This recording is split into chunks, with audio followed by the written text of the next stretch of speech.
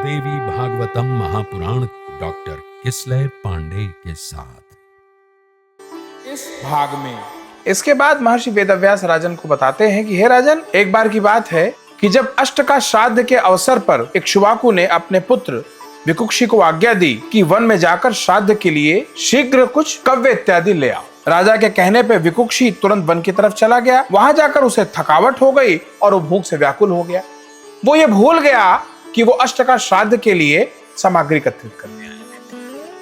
वो इधर उधर भटकने लगा। पहले अपनी भूख मिटाने लगा, कुछ खाया, कुछ बचाया, लेके वो अपना वापस राजन के सामने आ गया। राजन ने उससे पूछा कि आप अष्ट का श्राद्ध का सामान लेने गए थे, ले आए?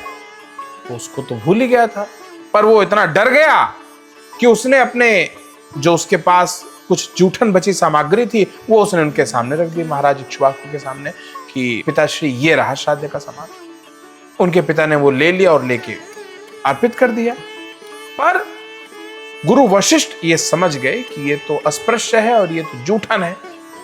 उन्होंने राजा को कहा कि ये तो बहुत बड़ा अपराध किया है, इसके लिए विकुक्षी को दंड मिलना चाहिए, इसे तत्काल आप देश निकाला दीजिए।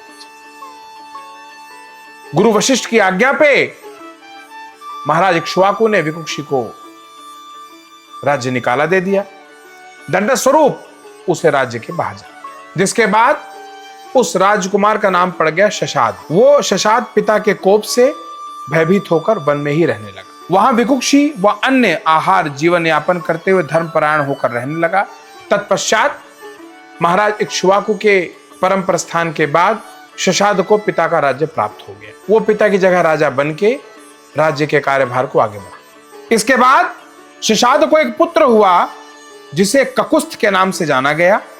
ककुस्थ के इंद्रवाह और पुरंजय ये दो और नाम भी थे। महाराज जन्मेजय ने पूछा कि इन दोनों नामों का क्या रहस्य है।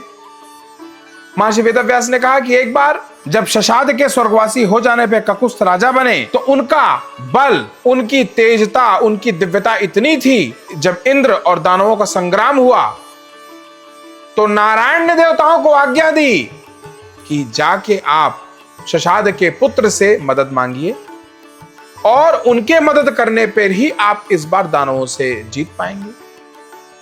तो इंद्र समेत सभी देवता शशाद पुत्र के पास पहुंचे और उन धर्मात्मा से यह निवेदन किया कि आप इस संग्राम में हमारी मदद करिए, वरना सारे देवता हार जाएंगे और स्वर्ग से च्युत हो जाएंगे। तो शशाद पुत्र ने कहा कि ठीक है, मदद तो मैं करूंगा, पर मेरी एक शर्त यह है कि इंद्र मेरा वाहन बनेंगे, तभी मैं आपके पक्ष से युद्ध करूंगा। इंद्र तुरंत तैयार हो गए। एक बार जीत तो ले युद्ध, फिर बात की बात बाद में। जिसके बाद भगवान श्रीहरि की प्रेरणा स्वरूप इंद्र तत्काल वृषभ रूप में प्रकट हो गए। जब संग्राम में जाने के लिए राजा वृषभ रूपी इंद्र पे चढ़े और उनके कगुद पर बैठे, तब उनका नाम पड़ा ककुस्थ। उन्होंने इंद्र को अपना वाहन बनाया था, इसलिए उन्हें इंद्रवाहक का भी नाम दिया गया। और जब उन्होंने दैत्यों के नगर को पराजित करके इंद्र को दे दिया, तब उन्हें एक और नाम मिला जो था पुरंजय। तत्पश्चात उन महाबाहु ककुस्थ ने दैत्यों को जीतकर उनका धन देवताओं को दे दिया।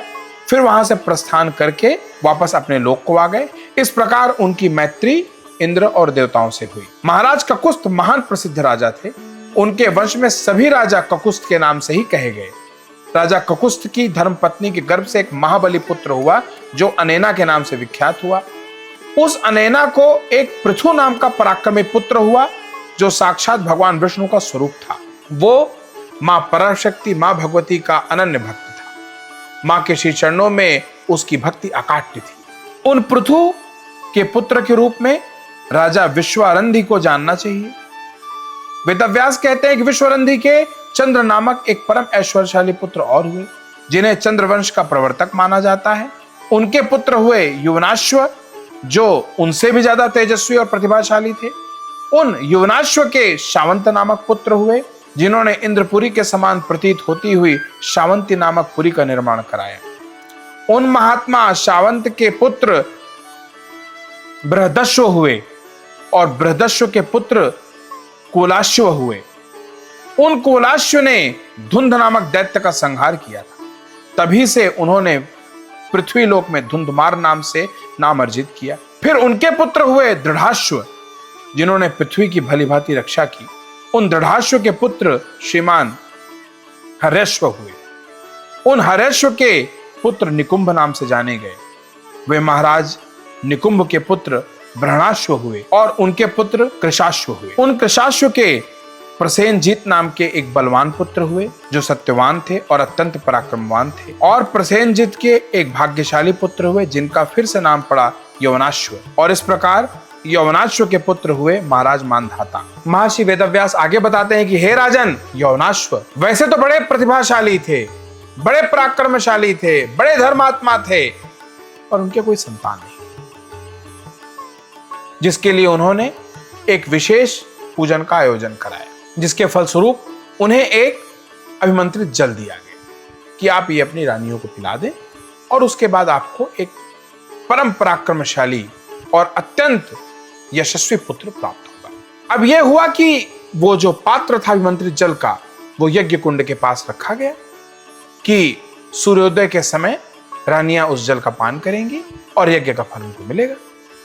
पर रात्रि में ही देवयोग कहिए कि यवनाश्व की नींद खुली और उन्हें इतनी प्यास लगी थी कि उन्होंने आओ देखा ना ताओ वही अभिमंत्रित जल पी गए। अगले प्रातः जब सारे मुनियों ने देखा कि ये जल कहाँ गया, तो यवनाश्व ने बताया कि मैंने ही देवयोगवश वो सारा जल ग्रहण कर लिया। मुनियों ने कहा कि शायद भगवती मां पराम्बा की इच्छा होगी। तो फलस्वरूप इस बार गर्भ यवनाश्व ने ग्रहण कर लिया रानियों की बजाय, और वो अपने पिता के पेट से प्रकट हुए। पर प्रभु की ऐसी इच्छा रही और बड़ी दया रही कि उसमें राजा की मृत्यु नहीं। जब वो प्रतिभाशाली पुत्र उत्पन्न हुआ, उसे देखने स्वयं इंद्र आए और उन्होंने अपनी गोद में उसे ले लिया। पर जैसे ही अपनी गोद में लिया, उस शिशु ने जोर जोर से रोना शुरू कर दिया। तो सभी जो ऋषि मुनि थे वो चिंतित हो गए। उन्होंने कहा कि जन्म तो हो गया और प्रभु की बड़ी कृपा की राजा यवनाश्व भी सकुशल हैं, पर समस्या यह है कि अभी दूध किसका पिएगा। सहसा इंद्र के मुंह से वाक्य निकला, मानधाता ये मेरा दुग्ध पान करेगा। ऐसा कहते हुए उन्होंने अपनी उंगली उस बच्चे के मुंह में डाल दी और ऐसे ही उस शिशु का नाम पड़ा मानधाता। तो फिर प्रेम से बोलिए जय माता की।